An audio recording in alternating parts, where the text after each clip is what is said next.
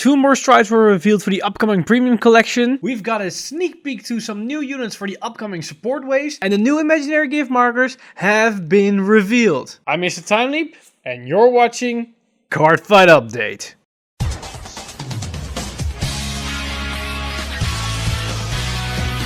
Stand up! Vanguard!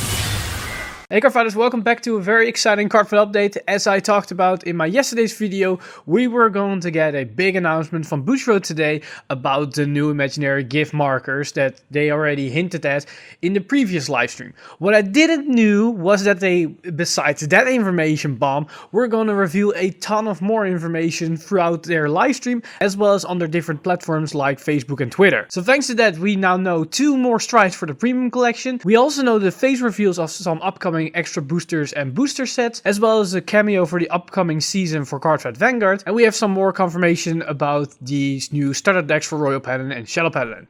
So without further ado, let's jump right into the big news today, and that's about the new gift marker system, as that's basically the big story in this video. And I want to say that we were very close in guessing what these new markers were going to do. If you haven't seen the previous video, you can check it out right here, where I speculate about what these markers could do.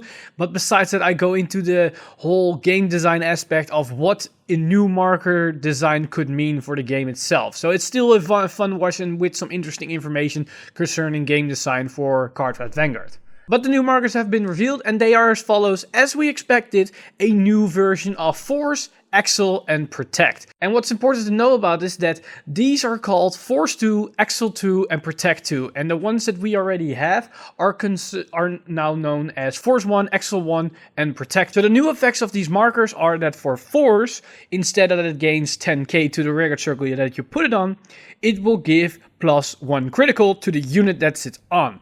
However, this marker will not stack. You can put multiple on a circle, but it will only give 1 extra crit to that specific unit. The new Accel marker is that you will generate a new rearguard circle, but instead that it gives 10k, it will give +5k, but you immediately get 1 extra draw off. So you generate an Accel circle and you draw 1 card. Very powerful for certain Accel clans. Then the new Protect works as follows. It's similar to Force, that you put it onto a rearguard circle, and the unit onto that circle will gain +5k and +10k shield. And this is active during your opponent's turn, so a grade 2 unit will become 14k in your opponent's turn with 15k shield if you intercept with it.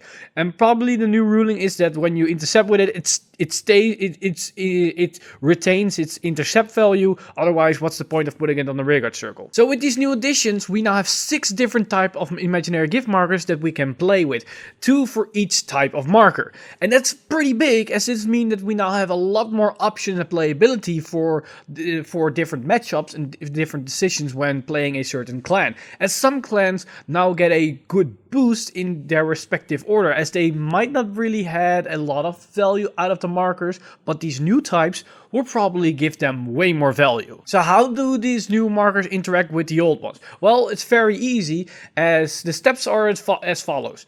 When you write a grade 3 with a specific marker type, let's take Royal Paladin for example, you gain a Force marker. However, when you will gain the first marker of the game, you decide if you want to have a Force 1 for that +10k or a Force 2 for the extra crit. When you chose one, from that point onwards, you can only get that specific Force marker. So you cannot mix the two. So the moment you take Force 1, you can only take Force 1 for the rest of the game. When you take Force 2, you can only take Force 2 for the rest of the game. This also includes imaginary gifts that will gain through special ability. So if you use the Hemske grade 3 for Great Nature and you chose Accel 2, the Accel marker that you're going to generate with Hemske is also an Accel 2. You can no longer generate an Accel 1. And some cards need to interact with specific markers, as the Witches from Oracle Think Tank, for example. She needs to showcase imaginary gift from her hand to give the +5k to the field. If you use Protect 2, you can no longer do that, so that card won't work. However, Coco might be very interesting, as it generates a lot of imaginary Protect. So you can suddenly gain a lot of power and a lot of shield value when you stack all those ones onto the field. So there are a lot of different options for witches right now. And you're probably wondering, how do I attain these new markers, as they are a different kind of cards, as these are more landscape designed? The answer is quite easy. We're going to get them as box stoppers from Heroic Evolution onward. So personally, I'm very excited about these new markers, as they will bring a lot of new playability to different kind of clans.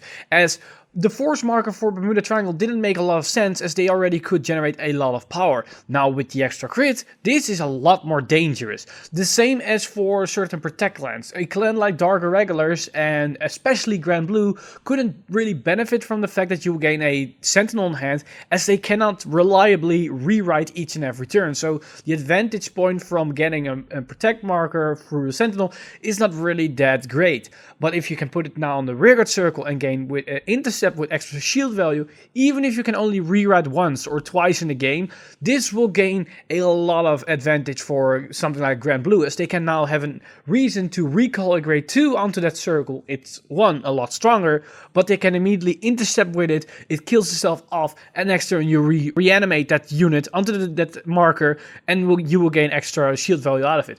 As well as this new marker is a lot better against an Accel matchup, as Protect now can save a lot more cards in hand through these interceptors. So there is a lot more playability in that sense. Accel on the other hand is really good for some clans like Tachikage, for example, as they can already hit high enough numbers, but now they can also draw extra cards out of them, so they are a lot more consistent now. Even for clans like Aquaforce and Nova Grappler, this could be really good, as yes, the 10k might be a little bit hard that you now only have plus 5k, but your 9ks will turn 14 instead of 19. That still is a good number to hit, as you still hit everything, and sure, one defense trigger will stop it, but that's the same case for 19k. But now that the power is 14, you draw one card, that's a big advantage, but also the fact that it still hits everything.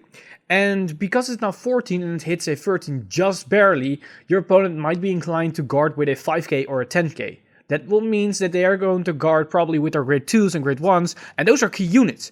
And if you can eliminate key units out of their hand, that's pretty damn good for Accel clan, as you can get rid of their most powerful card. And most players don't want to guard a 15 or 20k shield against a 14k attack, as that's really wasteful. And for Accel, it doesn't really matter. It's still one card you're shooting out of their hand.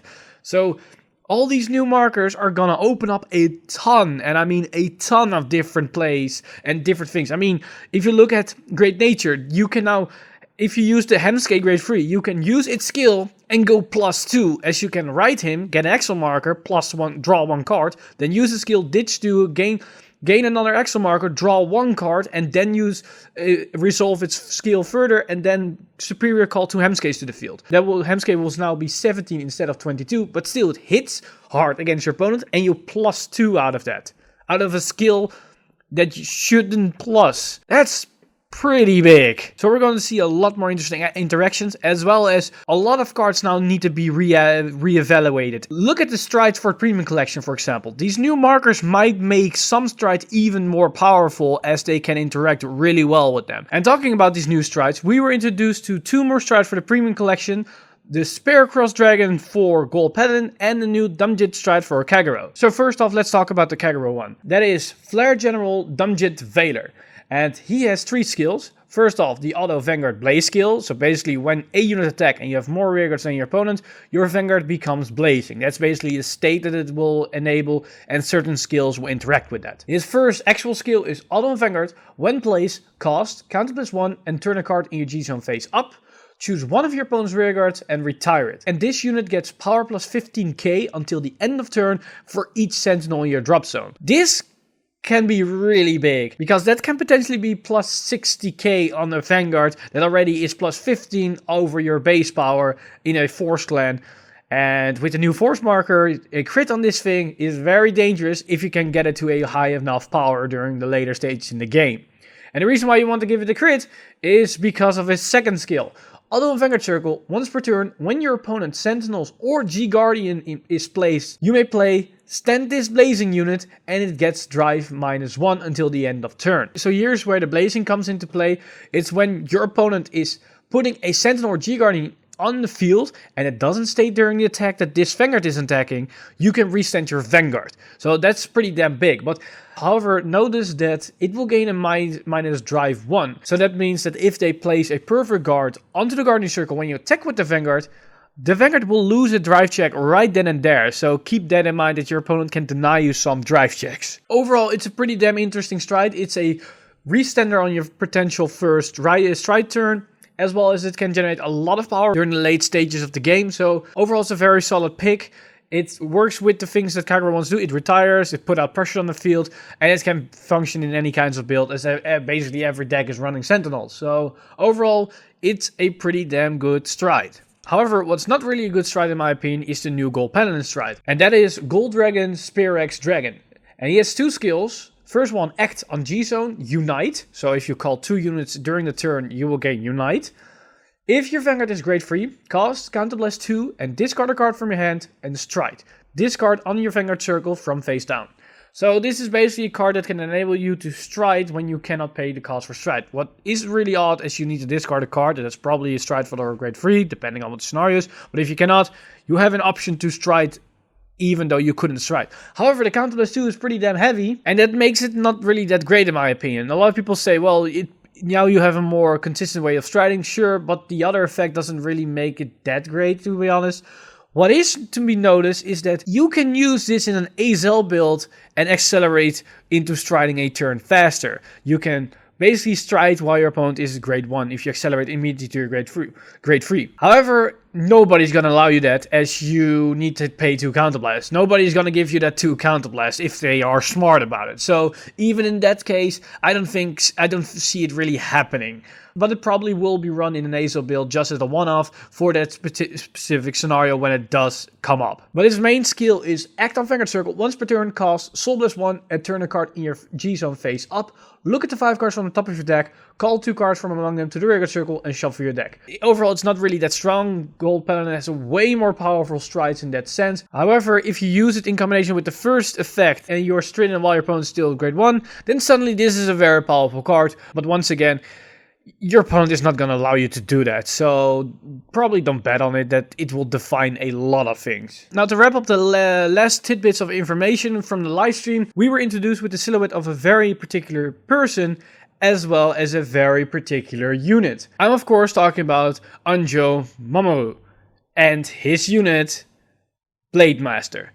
However, it's not confirmed whatsoever, but every sign is indicating that that unit is Blade Master. And with the introduction of Anjo Mamoru in the anime, maybe we see a little version of Tokoa, and maybe this will be the signs to more G-Unit support. I'm all for that. I would love me some more Asha. Also, we now know more information about the starter decks for Royal Paladin and Shadow Paladin, as they have been revealed with their boxed art. So we now see the new artwork for Blasted Blade, as well as the review of the new third crits. We now know that they are just vanilla crits. They are just like any other crits, 5k power, no effect whatsoever. But that is the third crit for Royal Paladin and Shadow Paladin. And there's even more news for Royal Paladin and Shadow Paladin, as they revealed the box art for the upcoming big boosters for Royal Paladin, the Miyagi Academy set version 2, as well as AL4 set 2. And we know that for Royal Paladin, they're going to get, finally, Gancelot. And what's even more, for Shadow Paladin, we're going to get Mordred the Phantom. And that's also a very fan favorite, big unit. But overall, it's very exciting reveals for this new card. And Gancelot has took its goddamn time to be introduced in the game, but hey, better late than never, right? But that basically sums up everything for today. That was a lot of information, and we're probably going to hear a lot of talk about the new gift marker system, as you can speculate about all kinds of playability strategies and synergies you can come up with. And you're probably going to hear a lot more about these new imaginary gift markers from me, different fights, some on Vanguard, and all your other favorite Vanguard YouTubers, as this is just scratching the surface of what's to come. As always, I want to thank my Patreon supporters over at Patreon, Priest, John Epperson, and Matthew Manship for supporting this channel. And if you too want to support me in doing this for you guys, then head over to patreon.com/Vanguard Insider and become a Patreon today to not only support the channel, but to also gain exclusive access to content content over at Patreon, like card reviews, set breakdowns, different deck profiles, and all those good stuff that you are already familiar with on this channel. But with that said, I'm Mr. Time Leap, and I see you guys in the next one.